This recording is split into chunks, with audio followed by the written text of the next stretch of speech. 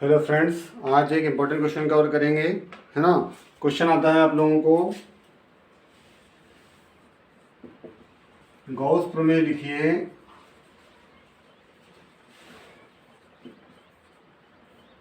Gauss प्रमेय लिखिए तथा इसकी व्युत्पत्ति कीजिए।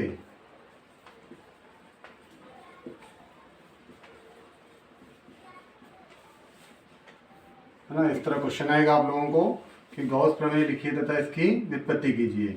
तो सबसे पहले डेफिनेशन दोगे कि सन 1777 से 1855 में, सन 1777 से 1855 में कार्ल फ्रीडरिच गाउस ने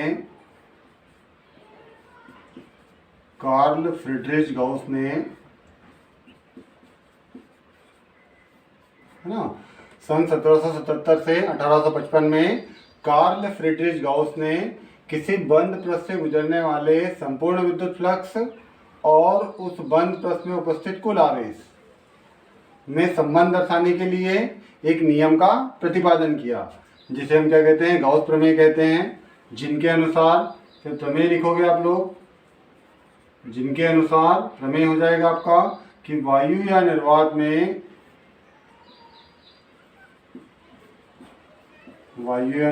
में किसी बंद विद्युत पृष्ठ से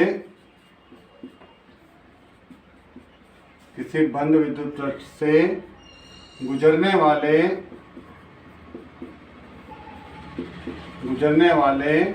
संपूर्ण विद्युत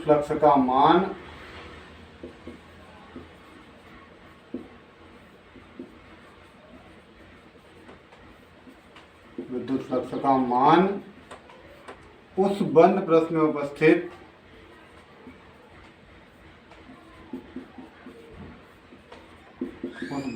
उपस्थित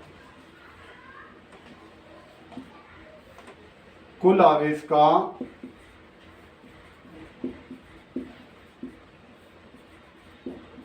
1/ε0 गुना होता है।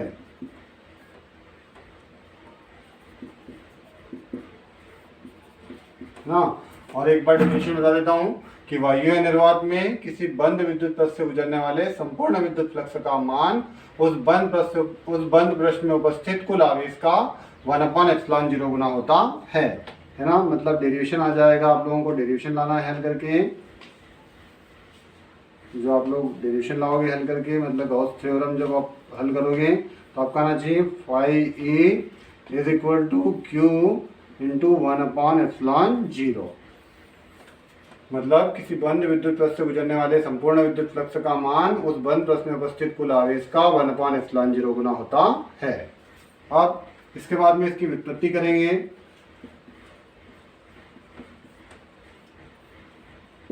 व्युत्पत्ति करते हैं, तो व्युत्पत्ति करने के लिए सबसे पहले मान लेते हैं, माना कि एक बंद विद्युत पृष्ठ है। और बंद विद्युत पृष्ठ का मध्य बिंदु क्या है, अपने पास में O है, जिस पर अपन ने क्या किया है, प्लस Q आवेश, मतलब बिंदु आवेश को रख दिया है, जिस पर बिंदु आवेश को रख दिया है। अब जो बंद विद्युत पृष्ठ है आपका, वो बंद विद्युत पृष्ठ का केंद्र क्या है, O, और त्रिज्या कितनी मान लेते हैं हम लोग, स्मॉल r मान लेते हैं। बंद विद्युत पृष्ठ की त्रिज्या कितनी मान लेते हैं, स्मॉल r मान लेते हैं, ठीक है। अब इसके बिंदु O से स्मॉल r दूरी पर एक बिंदु क्या है, P, है ना। इसके बंद पृष्ठ के मध्य बिंदु O से स्मॉल r दूरी पर एक बिंदु क्या है, P, जिस पर विद्युत क्षेत्र का मान कितना है अपने पास में, इस पर विद्युत क्षेत्र का मान कितना मान लेते हैं अपन, E। विद्युत क्षेत्र का मान कितना हो जाता है, E। और जो पृष्ठ है अपना, इस पृष्ठ का क्षेत्रफल कितना मान लेते हैं हम लोग, ΔS मान लेते हैं। पृष्ठ का क्षेत्रफल कितना मान लेते हैं, ΔS मान लेते हैं। और E और ΔS के बीच का कोण क्या मान लेते हैं हम लोग, थीटा मान लेते हैं। E और ΔS के बीच का कोण कितना हो जाएगा अपना, थीटा हो जाएगा। तो डेफिनेशन भी वही दे दोगे आप लोग, डेफिनेशन भी बड़ा इजी सा है। मान लेंगे कि माना कि बिंदु O है, जिस पर बिंदु आवेश मतलब प्लस Q आवेश रखा गया है, जिस गोलीय पृष्ठ की त्रिज्या कितनी है अपने पास में, स्मॉल r है। अब बिंदु O से स्मॉल r दूरी पर एक बिंदु क्या है, P, जिस पर उत्पन्न विद्युत क्षेत्र निकालोगे सबसे पहले। तो उत्पन्न विद्युत क्षेत्र क्या हो जाएगा अपने पास में, E is equal to 1/√ρ 4 pi epsilon 0 Q upon क्या हो जाएगा, आर का स्क्वायर हो जाएगा। ठीक है, बिंदु पी पर उत्पन्न विद्युत क्षेत्र कितना आ जाएगा अपने पास में, ई बराबर से 1/4 पाई एप्सिलॉन 0 क्यू बटे आर का स्क्वायर।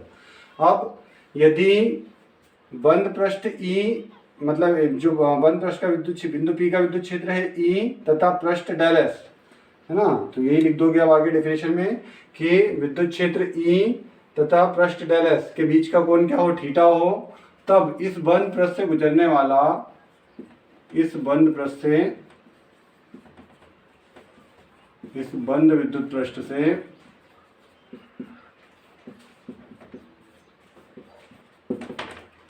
गुजरने वाला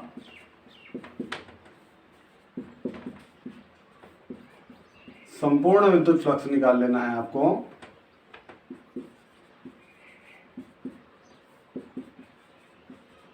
तो इस बंद पृष्ठ से गुजरने वाला संपूर्ण विद्युत फ्लक्स हो जाएगा अपने पास में phi E is equal to, संपूर्ण बोल रहे इसलिए इंटीग्रल लगा देंगे, E del S cos theta, जहाँ थीटा जो है ई और डेल एस के बीच का क्या है, कोण है।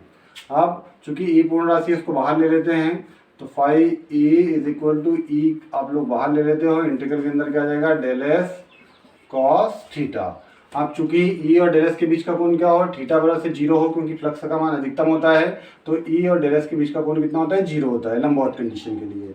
तो यहाँ हम यदि थीटा बराबर से कितना रख देते हैं, 0 हो, तब फाई ई बराबर हो जाएगा आपके पास में ई इंटू इंटीग्रल क्या हो जाएगा, डेल एस कॉस 0, कॉस 0 का वैल्यू 1 आ जाएगा, तो फाई ई बराबर हो जाएगा ई इंटू इंटीग्रल क्या हो जाएगा, डेल एस हो जाएगा।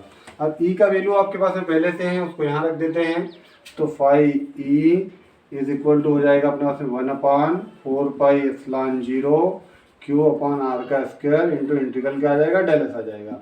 चूंकि इंटीग्रल डेल एस मतलब गोली पृष्ठ हो गया, तो चूंकि इंटीग्रल डेल एस का मान रख देते हैं, integral del S is equal to 4 pi R का स्क्वायर रख दोगे, क्योंकि ये गोली पृष्ठ का क्षेत्रफल है।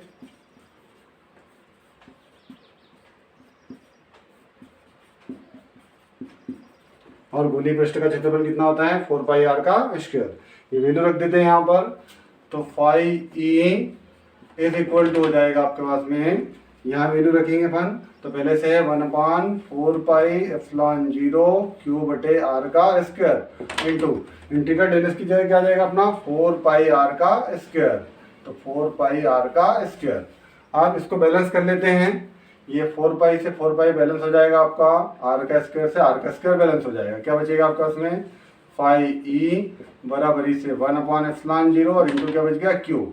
सिस्टमेटिक करते हैं, तो phi E is equal to Q upon क्या आ जाएगा, एप्सिलॉन 0, और यही अपना क्या हो जाएगा, गाउस प्रमेय हो जाएगा कि किसी बंद पृष्ठ से गुजरने वाले संपूर्ण विद्युत फ्लक्स का मान उस बंद पृष्ठ में उपस्थित कुल आवेश का 1/एप्सिलॉन 0 गुना होता है